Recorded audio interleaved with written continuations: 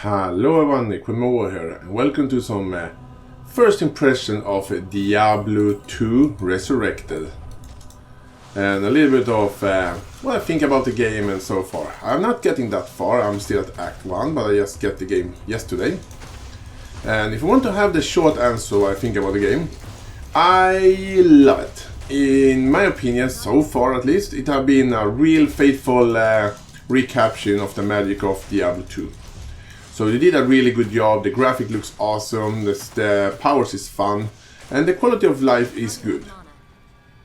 So with that short answer out of the way, let's just talk a little bit about the game, and what I like with it and stuff like that. First, some history. Diablo 2 is actually one of the first ever RPG games I played, and it was actually in my the start of my love for RPG games and hack and slash game in general. After I played Diablo 2, I just went to start playing Diablo 1 because I do that sometimes. I'm buying the newer game and then I start going backwards and playing the first games of the series. I've done that many times with some different games. And right now, here, when I'm playing, I am actually just reached the last boss here, so here probably going to be a rip fest, because I'm going to fight Andariel. And this is going to probably be quite painful, and I'm going to have to chug a lot of mana potions for this. But isn't that a part of the game? Anyway, I really like the game so far, and I had a ton of fun. There are some things with the characters' models that are not the same. I don't know if you have heard it, but I'm playing the Sorceress right now, and she have a bit more clothing on Resurrected than the classic Diablo game. But that is more of a taste, I wanna say.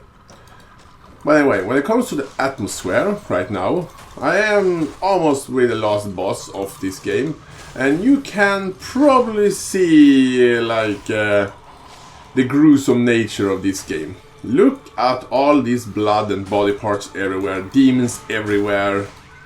And some other parts, I think was in the jail area, there were a lot of torture instruments and limbs of people everywhere and bones and all the horrible things. So the atmosphere in this game is extremely gritty, especially here in Act 1. Not all of the acts are as gritty as this one, but well, it's not pretty, isn't it? And it is not supposed to be pretty. And I mean pretty in a gruesome atmosphere kind of a sense. So when it comes to aesthetics, big fan. And I just love the aesthetics. I do love the aesthetic of Diablo 3 as well in its own right. But it's not really the same. But anyway, so when it comes to this game as well, if you are playing a lot of Path of Exile, or is a Path of Exile fan like myself, then this game doesn't really work at the same way when it comes to replayability, because this game don't really in that sense have an endgame. The endgame is just getting better gear. Like in Path of Exile, you have the map systems, gonna call it, for the map system. And in Diablo 3 you have the Rift, which is basically the map system, but in a little bit of a different way. The rifts and all of that. And holy shit, that hurts. So that's a different things. Most things of this, if you're gonna go for like the max level, which is, I believe it was level 100 or was it level 99. I don't remember which one was the correct one right now. But some of them are correct. Many things is just you beat the game on the highest difficulty, and then mostly you're just starting a new character. And who doesn't love starting a new character and building a new build and try it out? And what I'm playing right now, if you're wondering, I'm playing as Sorceress. And this is actually the last boss on Act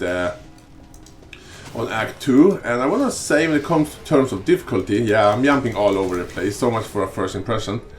This game is actually a bit harder than even Path of Exile, at least in early level. When you're not that weak, as like, how long time ago wasn't I did this to Merville in Act 1 in Path of Exile, for example? Not that often, because you're usually more powerful, and I hope I don't die now. you're mostly more powerful than your overlord here in Diablo 2. Come on, Andariel. There we go. And Andariel is dead. So, when it comes to difficulty, it's a bit harder in the beginning. But hardness is not always the most important thing, am I right? Just because a game is hard, it doesn't mean it's better than everyone. I love, for example, Dark Souls. Like, everyone is comparing hard games to Dark Souls, so why should I be different? But I don't love Dark Souls because of how hard it is. I love it because I love the gameplay of it. So that's why I love that series. The hardness, well, it's nice, but it's not the selling point for me, I want to say. But that's just some tangent right there. And the game is definitely hard, but again, that's not the main point I want to make of it. I just like this game.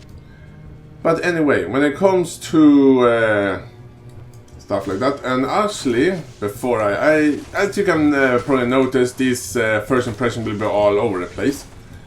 When it comes to the new features that I've added to Diablo 2, like for example, you can see there, I can just run over the gold to pick it up, which is quite nice, I want to say.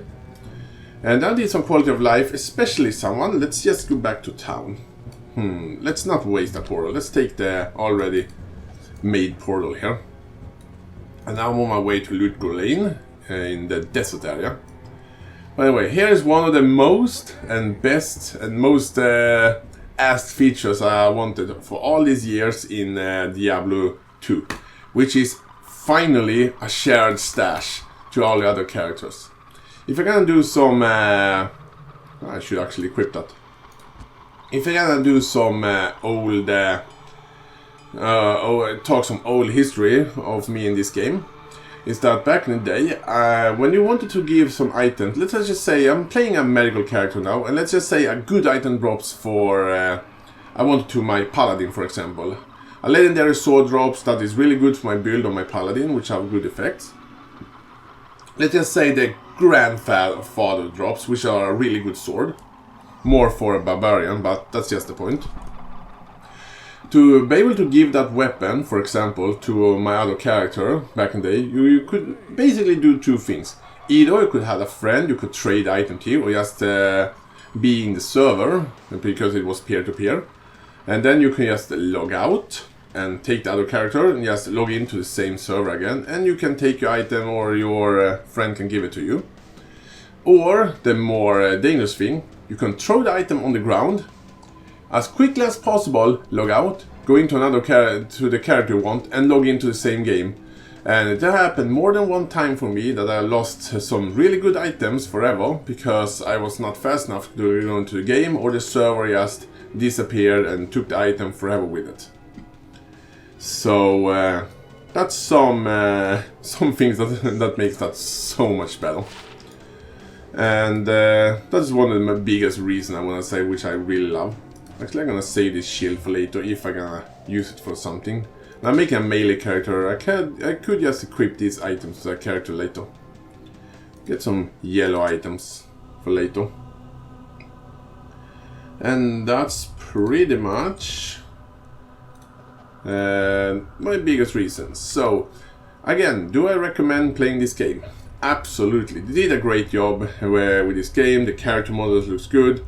I can't really zoom in, which is a shame, I wanna say, but yeah, what can you do, I guess. And the details and everything looks really good. So I highly recommend this game, Diablo 2 Resurrected, if you're a fan of a little bit more old school RPG games. And some other points before I go. When it comes to the skill tree, for example, it's following this type of system. This is my to-be Cold Sorceress. So my idea is to get Glacial Spike and then Blizzard and Frozen Orb. Especially Frozen Orb are awesome. But one word of warning when it comes to Diablo 2. I am for normal right now, the normal difficulty. If you have played Path of Exile for a longer period of time, before it was like 10 acts or something like that, They were actually the same difficulty there. You beat the last boss, which was Dominus, for several years. And then you just replay the whole act system again, but everything in difficulty was ramped up. You get the point. So Nightmare, after normal comes Nightmare, and after Nightmare comes Hell, I think it was, in Diablo 2. And one dangerous thing, when if you just spec it into one type of damage, let's just say I'm putting all my points into frost damage, for example, and then when I get into Hell, there will be whole swaths of enemies that are completely immune to ice damage, for example, and lightning damage, and fire damage, and physical damage, and potion damage, and so on. They will not have resistance to all of the damage at the same time, of course. But that makes that if you're speccing in and want to make a build, like I'm doing right now, an ice build, if I just taking ice damage, I will have a terrible time when it comes to Hell, and even in the later stages of Nightmare, I will have a terrible time. And if I'm gonna recommend a starting build, there are of course ways to remove resistance. For example, ice have cold mastery, which will remove enemies' resistance. It's a little bit like Path of Exile, but there are no enemies in Path of Exile which are completely immune to a damage type. They just have a lot of resistance to it.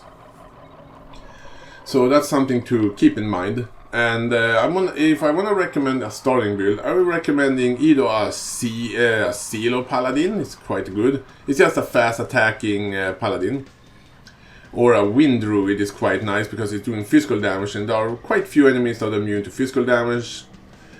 Or the best build actually I wanna recommend is probably making a Hammerdin, because Hammerdin using something called Blessed Hammer, and Blessed Hammer doing magical damage, and there are very few enemies in the game that are immune to medical damage, and you are a paladin, so you can still go into the face of an enemy that are immune to medical damage, and then just hit them in melee and kill them that way.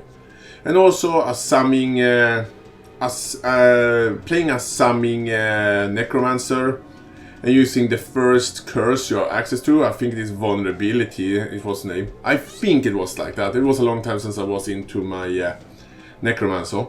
And a summon necromancer with that will be able to kill everything, because that vulnerability curse takes away enemies' resistance against physical damage and allows them to take a lot more damage. So that's just some advice on the way if you want to play it. But anyway, I hope you guys liked my not so coherent, a little bit of a first impression and what I think about the game. And I really like it, and I really recommend it. Anyway, tell me in a comment what you think about the game and what you think about it. And I thank you all for watching, and see you guys next time.